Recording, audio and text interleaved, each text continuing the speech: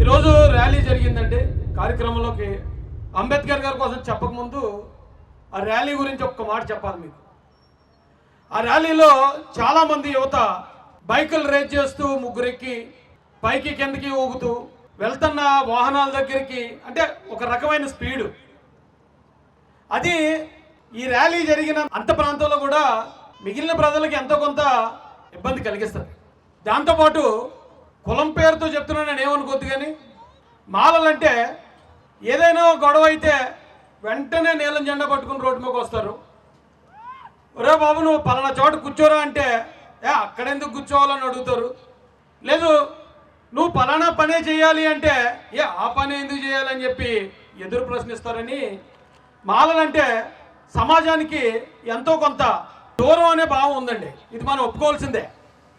అయితే ఈ సమాజానికి ఈ బలుసుపాడు గ్రామం నుంచే మాలల గురించి ఒక్క మాట చెప్పాలనుకుంటున్నాను. పైన దేవుడు కూర్చొని ఉన్నాడటండి, కిందకి ఇప్పుడు మనుషులు పంపించాలి అక్కడి నుంచి. అయితే మరి ఎవరిని ఏ కులంలోకి పంపించాలి అని ఆయన ఆలోచించినప్పుడు ఆయన ఒక టెస్ట్ పెట్టాడట పైన.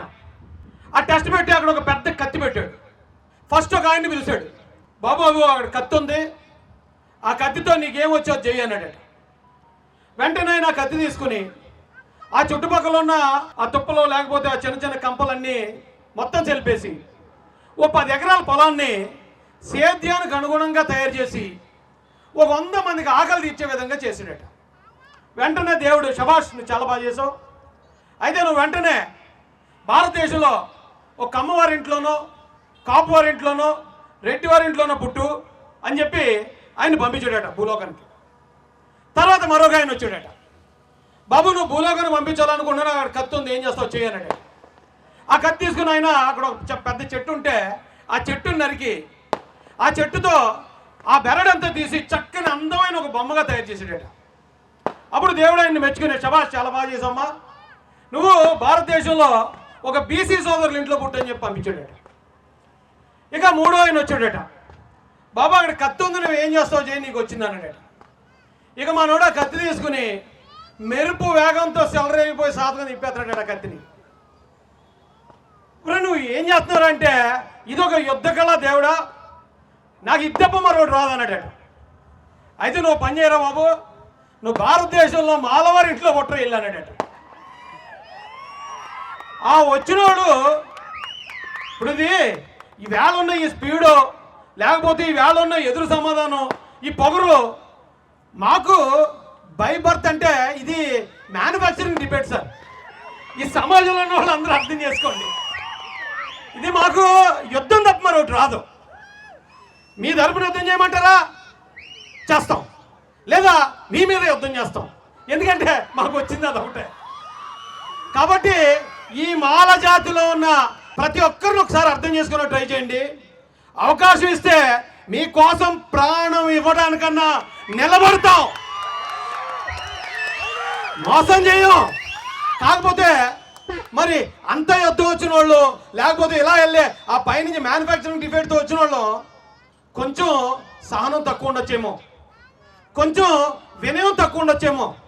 అది మీరు సర్దుకుంటే అసలు మా ప్రేమలో ఉన్న రాక్షసత్వాన్ని మీకు పరిచయం చేస్తాం. అది మాలలకు ఉన్న బలం, అదే మాలలకు ఉన్న బలహీనత కూడా. అయితే ఈ రోజున బలుసులపాడు గ్రామంలో ఉన్న ఈ అంబేద్కర్ యూత్ చేసిన పని ఎలాంటిదో తెలుసా అండి? ఎక్కడున్నారండి కమిటీ వారు? మీరేనా? కమిటీ వారు మీరే కదా. వీళ్ళు చేసింది ఆషామాషి పని అయితే కాదండి. ఇప్పుడు ప్రతి దేశంలో గతంలో రాజరికాలు ఉండేవి, రాజులు ఉండేవారు. తర్వాత ప్రజాస్వామ్య ప్రభుత్వాలు వచ్చాయి, అంటే ప్రజలు ఓటేస్తారు, ప్రజలు ఎన్నుకుంటారు. ఇప్పుడు మనం ఒకసారి ఇక్కడి నుంచి చూసుకుంటే ఈ బలుసుపాడు గ్రామానికి ఒక సర్పంచ్ ఉంటారు కదండి. పెదకూరుపాడు మండలానికి ఒక మండల అధ్యక్షులు ఉంటారు. అలాగే నియోజకవర్గానికి భాష్యం ప్రవీణ్ గారు లాంటి యంగ్ అండ్ డైనమిక్ ఎమ్మెల్యేలు కూడా ఉంటారు. వీరిపైన మంత్రులు ఉంటారు, మంత్రుల పైన ముఖ్యమంత్రులు ఉంటారు, ముఖ్యమంత్రుల పైన ప్రధానమంత్రులు ఉంటారు. అవునా? అయితే మరి వీళ్ళందరూ మీరు ఇలా పరిపాలించాలి, ఇన్ని సంవత్సరాలకు ఒకసారి మీరు ఎలక్షన్కి వెళ్ళాలి, మీరు ఈ పనులు చేయాలి, బీసీలకి పనులు చేయాలి, ఎస్సీలకి పనులు చేయాలి, మహిళలకి పనులు చేయాలి, లేదా ఓసీలో ఉన్న పేదలకి ఇలా చేయాలి అని నరేంద్ర మోడీ గారితో సహా ఎవరు చెప్తే ఆ పనులన్నీ ఈ కార్యవర్గం చేసుకొస్తుందండి? ఎవరి మాట మీద ఈ వ్యవస్థ అంతా, భారతదేశంలో 146 కోట్ల మంది ఈ వ్యవస్థ అంతా ఏ మాట మీద నడుస్తుందండి? దాన్ని భారత రాజ్యాంగం అంటారండి. అండి భారత రాజ్యాంగం ప్రధానమంత్రి గారు ఇలాగ ఉండాలి, రాష్ట్రపతి గారు అలాగ ఉండాలి, ముఖ్యమంత్రి గారు ఎలా ఉండాలి, కేంద్ర మంత్రి గారు అలా ఉండాలి, కలెక్టర్ గారు ఎలా ఉండాలి, పోలీస్ ఆయన అలా ఉండాలి, ఎస్పీ గారు ఎలా ఉండాలని ఈ దేశంలో ప్రతి ఇంచుని నిర్దేశించిన గ్రంథం రాజ్యాంగం అండి. సినిమాలో డైలాగ్ ఉంటుందండి, అంటే అది చెప్తే మీకు ఈజీగా అర్థమవుతుందని సినిమా గురించి చెప్తున్నాను. బాహుబలి అప్పట్లో సినిమా వచ్చింది, అందులో శివగామి అనే మహారాణి ఉంటుంది. ఆవిడ డైలాగ్ చెప్తుంది, ఇదే నా మాట, నా మాటే శాసనం. అంటే ఆవిడ మహారాణి, ఆవిడ ఏం చెప్తాదే, బాహుబలి అన్నా, బల్లాల దేవన్నా, బిచ్చల దేవ ఎవరన్నా సరే ఆవిడ మాటే వినాలి. ఆవిడ సుప్రీం. ఈ దేశాన్ని నడిపిస్తున్న ప్రధానమంత్రులతో సహా ఈ దేశాన్ని నడిపిస్తున్న రాజ్యాంగం బాబాసాహెబ్ అంబేద్కర్ మాట. ఆయన మాటే శాసనం. ఈ దేశానికి శాసనం ఇచ్చే హక్కు రాజుకే ఉంది అంటే భారతదేశానికి మహారాజు ది గ్రేట్ బాబాసాహెబ్ అంబేద్కర్. బోలో అంబేద్కర్ మహారాజ్ కి, బాబాసాహెబ్ మహారాజ్ కి.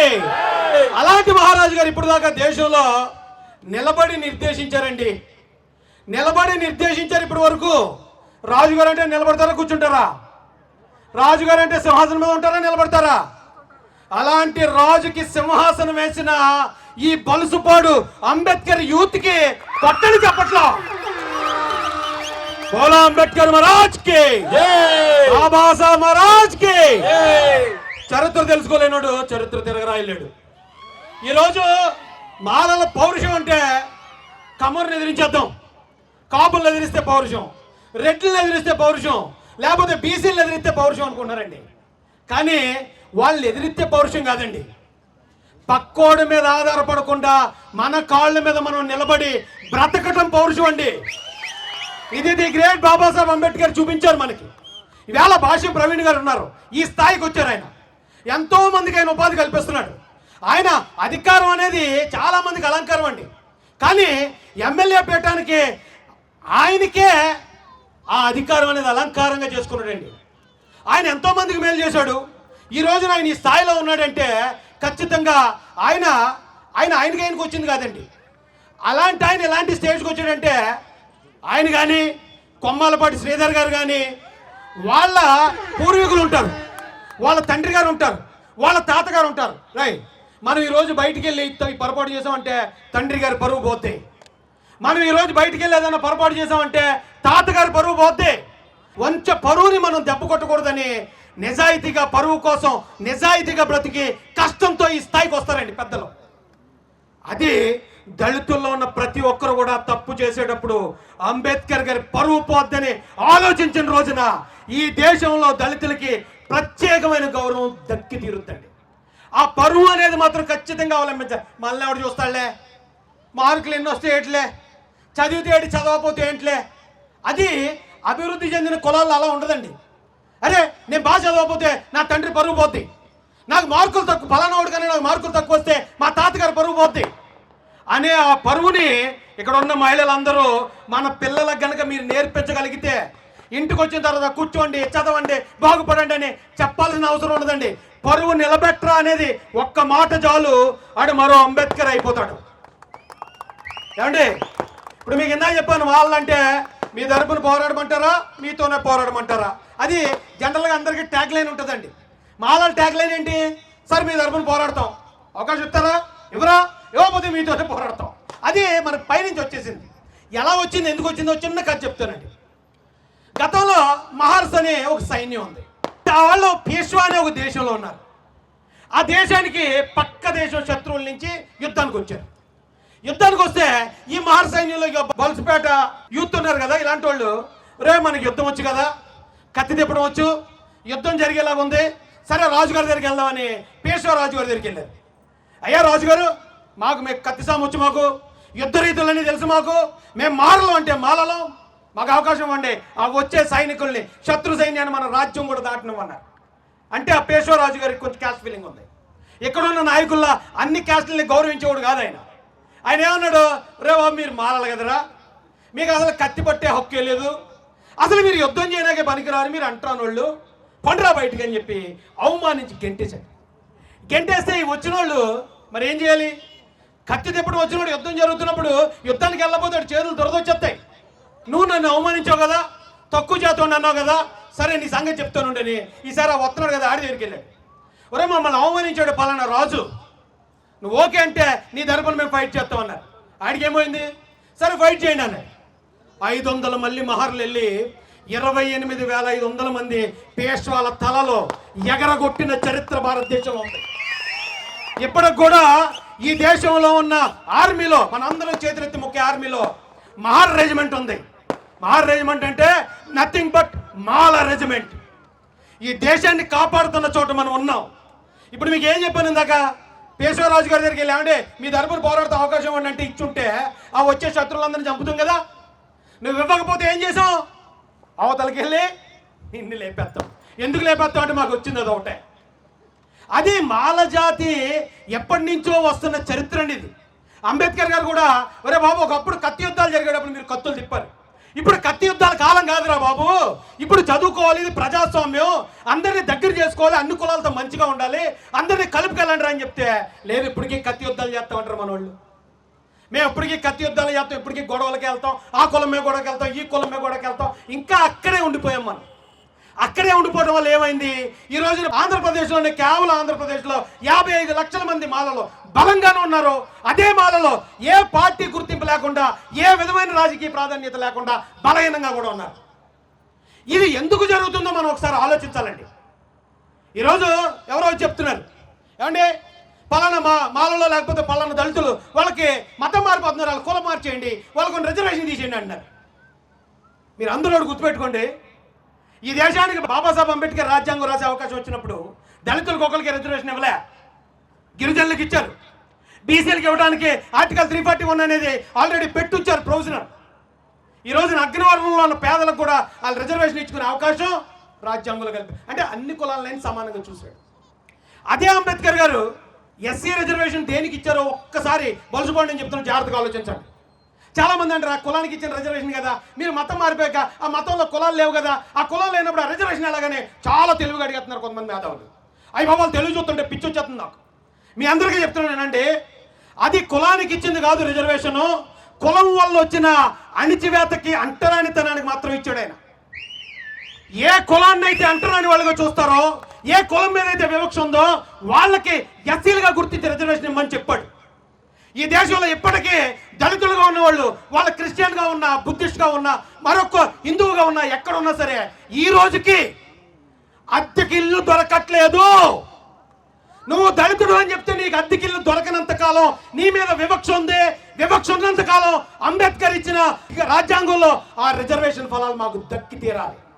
అంటే ఆయన ఇప్పుడు నాకు జ్వరం వస్తుంది, జ్వరానికి ఒక మందు కనిపెట్టారు.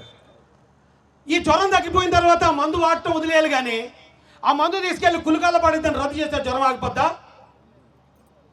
ఈరోజు చాలా మంది మాట్లాడుతున్నారు. ఇక ఇక్కడ ఆల్రెడీ ఒక ఎమ్మెల్యే గారు ఉన్నారు, అలాగే తెలుగుదేశం పార్టీ 40 సంవత్సరాల తెలుగుదేశం పార్టీకి రాష్ట్ర ఉపాధ్యక్షుల వారు కూడా ఉన్నారు. మీ అందరికీ ఒకటే రిక్వెస్ట్ అన్న, ఇది దళితుల పట్ల కొంతమంది చూపించే వివక్ష. ఇక్కడ చాలామంది చచ్చిపోతారు, చాలామంది ఇంకో చోటుకి వెళ్తారు, ఇంకో చోటు ఎక్కడికి వెళ్ళినా కానీ ఈయన రోడ్డు మీద ఎలా వెళ్తున్నప్పుడు, అనిల్ వెళ్తున్నప్పుడు, లేకపోతే మరొక విజయ్ వెళ్తున్నప్పుడు ఆ క్యాండిడేట్ ఎస్సీ క్యాండిడేట్ అంటారా, లేకపోతే ఆ కుర్రోడు బీసీసీ కుర్రోడు అంటారా? ఒకసారి ఆలోచించండి పెద్దలు. కులం అతని పేరును ఉన్నప్పుడు, అతను ఎస్సీ కాలనీలోనే ఉన్నప్పుడు, అతని మీద వివక్ష ఉన్నప్పుడు ఆ రిజర్వేషన్ ఇవ్వద్దు అని కొద్దిమంది మా మీద పోరాడుతున్నారు. బలహీనుల పక్షాన్ని నిలబడేప్పుడు ఇవాళ 100 గ్రామాలు 100 రోజులు అని చెప్పి ఎమ్మెల్యే గారు చేస్తున్నారంటే అది బలహీన వర్గాలకి ఆయన చేసే న్యాయం చేయాలని ఒక ఉద్దేశమే కదా. అరే పెద్దలు అధికారంలో ఉన్న వాళ్ళు దళితుల పక్షాన్ని ఏమైనా మాట్లాడాలి, మాకేమైనా కష్టం వస్తే నిలబడాలి, కానీ మా మీద పోరాడతానంటారు కొంతమంది. ఖచ్చితంగా దీని మీద ఇలాంటి పెద్దలందరి సహకారం కూడగట్టాలి. అంతేగాని అయ్ మమ్మల్ని అలా అంటారా, మతం మారితే మా కులం మార్చితే మేము ధర్నా చేస్తాం, మేము రాస్తారోకో చేస్తామంటే ఏం చెప్పాను నేను? ఇది కత్తి యుద్ధాల కాలం కాదు, ఇది ప్రజాస్వామ్యం. పెద్దలతో మాట్లాడాలి. రాజకీయం చాలా మంది అంటారు మనకి రాజకీయాలు ఏంట్రా, మరి రాజకీయం చేయక ఏం చేస్తావు? ఇంకెంతసేపు ఏదో పని చేసుకుంటూ బతుకుతావా? రాజకీయం అంటే ఏంటి? ఒక సామాన్యుడిని రాజుగా అధికారిగా చేసే ఒక ప్రక్రియ. ఆ రాజకీయ దగ్గర ఖచ్చితంగా ఉండాలి. రాజకీయ నాయకులకు అనుకూలంగా ఉండాలి. మనకు అనుకూలంగా ఉన్న నాయకుల్ని మనం ఎన్నుకునే ప్రయత్నం చేయాలి. వాళ్ళ ద్వారా మనం న్యాయం పొందే విధానంగా వెళ్ళాలి. కానీ ప్రతి ఒక్కరిని తిట్టడమే, ఆయన వస్తే ఆయన తిడతాం, ఈయన వస్తే ఈయన తిడతాం, ఏంటంటే పౌరుషం అంటాం. పౌరుషం అది కాదు. పౌరుషం అందరినీ కలుపుకోవడం పౌరుషం. ప్రతి కులాన్ని వ్యతిరేకించకుండా ప్రతి కులం ఉన్న అన్న, తమ్ముడు, బామరిది అనుకుంటూ అలా చక్కగా మాట్లాడుకోవటం పౌరుషం అండి. కాబట్టి ఈ బలుసుపాడులో ఉన్న యూత్ అందరికీ, బలుసుపాడు నుంచి ఈరోజు మీడియాలో చూస్తున్న ప్రతి ఒక్కరు కూడా హృదయపూర్వకంగా రిక్వెస్ట్ చేస్తున్నాం. దళితులకు ఉన్న ఈ సమస్య పట్ల, దళితుల మీద ఉన్న ఈ మత స్వేచ్ఛ అనే ఈ కత్తి పట్ల మీరందరూ కూడా మాకు హృదయపూర్వకంగా సహకరించాల్సిందిగా మీ అందరికీ రిక్వెస్ట్ చేస్తున్నాం. మాలల్ని దయచేసి ఎవరు అపార్థం చేసుకోవద్దండి. ఇది నిజంగా మా డిఎన్ఏలో ఉన్న అలవాటు ప్రకారం మేము ఉంటాం తప్ప మమ్మల్ని మీకు కంచిగా పెట్టుకుంటే అవసరమైతే మీకోసం ప్రాణాలు ఇవ్వడానికి సిద్ధపడే జాతి ఏదైనా ఉందంటే ఖచ్చితంగా అది మాల జాతి. నా మాల రక్త సంబంధులందరికీ జై భీమ్, జై భీమ్. बोलो अंबेडकर महाराज के, बाबा साहब महाराज के, जय भीम।